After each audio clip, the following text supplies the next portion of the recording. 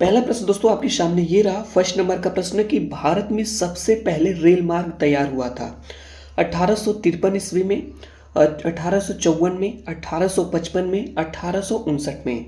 बहुत ही अच्छा प्रश्न है दोस्तों। आपको बताना है कि भारत में सबसे पहले रेल मार्ग तैयार हुआ था। इसका सही आंसर दोस्तों आपको सोच लेना है। राइट आंसर आपका हो जाएगा 1853 ईस्वी में। ठीक है, नेक्स्ट दोस्तों आगे चलते हैं। अगला प्रश्न, बहुत ही अच्छे अच्छे प्रश्न लिए हैं दोस्तों आज इस क्लास में।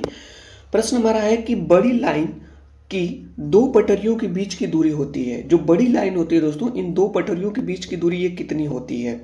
6.5 फीट, 5.5 फीट, 5 फीट या 4.5 फीट? इसका सही आंसर आपको बताना है।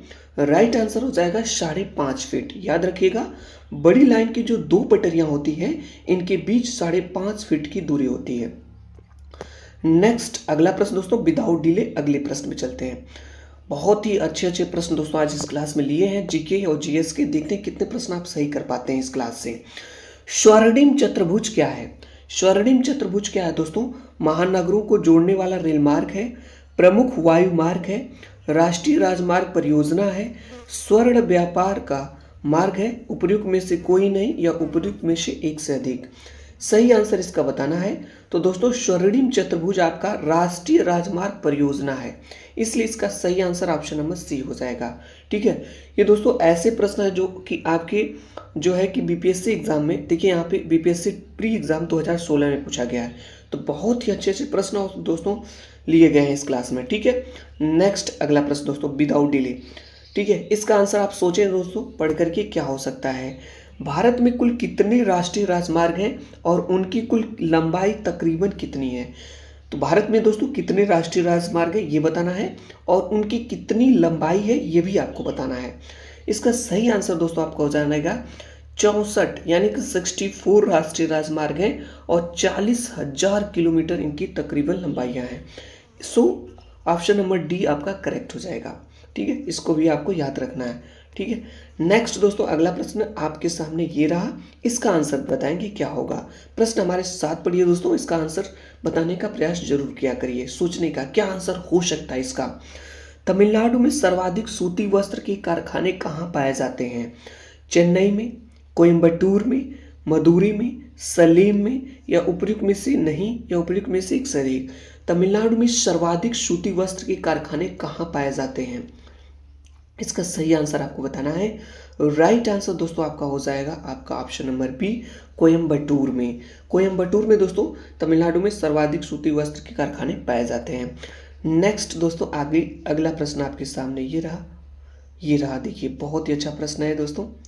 हाँ, प्रश्न हमारा है कि भारत में प्रथम कोयला खान कहाँ खोदी गई? प्रश्न को पढ़ते हैं।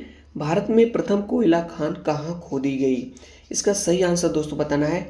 झरिया में, रानीगंज में, धनबाद में, आसनसोल में, उपयुक्त में से कोई नहीं, उपयुक्त में से एक से अधिक। इसका सही आंसर क्या होगा दोस्तों? राइट आंसर इसका हो जाएगा रानीगंज में। नेक्स्ट चलते हैं दोस्तों अगले प्रश्न में। देखिए बहुत ही अच्छा प्रश्न है कि भारत के चावल की कटोरे का क्षेत्र का नाम बताएं। केरल और तमिलनाडु, कृष्णा गोदावरी डेल्टा क्षेत्र, पूर्वोत्तर क्षेत्र, सिंधु गंगा का क्षेत्र मैदान। भारत के चावल के कटोरों का क्षेत्र बताना दोस्तों कौन सा है? राइट आंसर इसका हो जाएगा दोस्तों आपका option number B, Krishna Godavari delta क्षेत्र।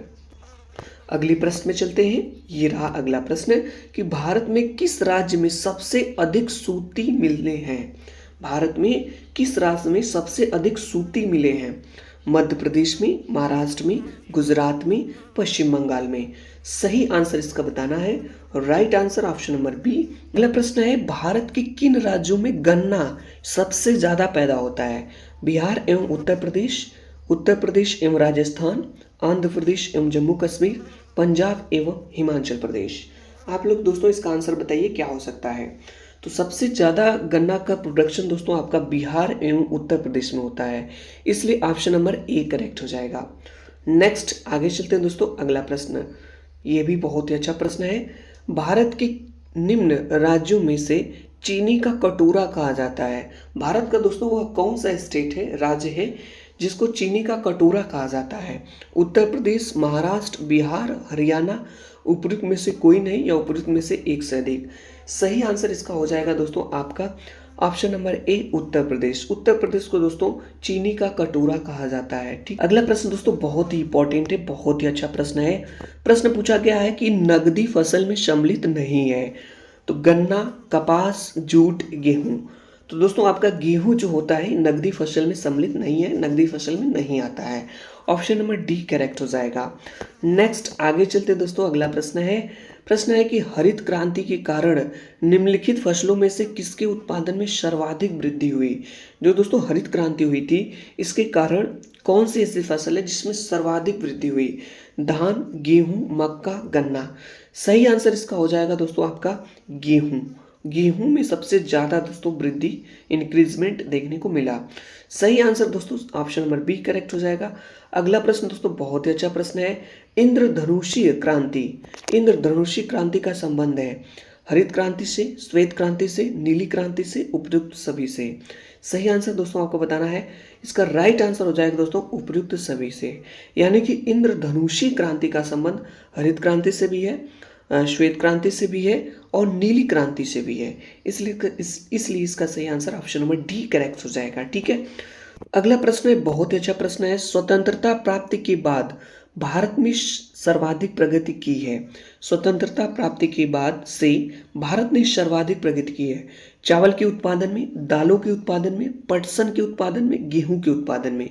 सही आंसर दोस्तों हो जाएगा गेहूं के उत्पादन में भारत ने सर्वाधिक प्रगति की है। नेक्स्ट आगे चलते हैं दोस्तों, अगला प्रश्न है, इसका आंसर बताना है क्या होगा। काली क्रांति संबंधित है मत्स्य उत्पादन से, कोयला उत्पादन से, कच्चा तेल उत्पादन से, सरसों उत्पादन से, उपयुक्त में से कोई नहीं या उपयुक्त में से एक से अधिक। इसका सही आंसर दोस्तों आपको बताना है। तो काली क्रांति जो दोस्तों आपकी संबंधित है ये कच्चा तेल उत्पादन से जो है प्रोडक्शन से आपका संबंधित है। इस क्लास में दोस्तों हम आपको जो है कि जीके जीएस के लगभग 15 प्रश्नों का एक टेस्ट कराया। ठीक है, इन 15 प्रश्नों में दोस्तों आपके कितने प्रश्न सही हुए आप कमेंट्स बॉक्स के माध्यम से दोस्तों जरूर बताइएगा। ये दोस्तों हमारे इस चैनल विमलिस कोचिंग क्लासेस को सब्सक्राइब नहीं किए हैं तो चैनल को सब्सक्राइब करके चैनल से दोस्तों जुड़ जाइए, क्योंकि हम आपके लिए ऐसे यूजफुल कंटेंट्स लाते रहते हैं। देखिए दोस्तों, जो आज हम आपको प्रश्न कराए ये सभी प्रश्न आपके भूगोल के थे। ठीक है, भूगोल के वे सभी प्रश्न थे जो कि आपकी BPSC TRE first, TRE second और टीआरई थर्ड एग्जाम में पूछे गए थे। ठीक है, इसके पहले की भी क्लास में दोस्तों हम आपको भूगोल के ही प्रश्न कराए थे। तो ऐसे ही दोस्तों हम आपको प्रश्नों की सीरीज जीके जीएस की लाते रहते हैं। और दोस्तों ये ऐसे प्रश्न होते हैं जो कि आपके एग्जाम ओरिएंटेड होते हैं। ठीक है, एग्जाम ओरिएंटेड का मतलब दोस्तों ये होता है ये सभी प्रश्न आपके किसी न किसी एग्जाम में पूछे गए रहते हैं। ठीक है।